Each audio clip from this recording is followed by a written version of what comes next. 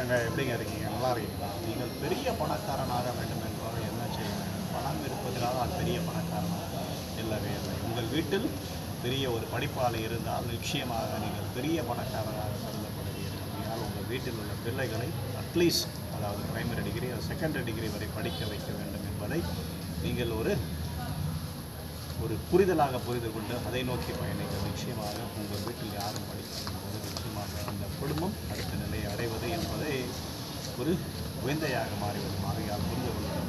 உங்கள் வீட்டு பிள்ளைகள் எப்பாடுபட்டாலும் எந்த நிலையில் நீங்கள் இருந்தாலும் அவர்களை primary degree first degree secondary degree வரைக்கும் படிக்க வைக்க வேண்டியது உங்களுடைய கட்டாய படித்து வைத்து பாருங்கள். அந்த பிள்ளை உங்களுக்கு செய்கிறது.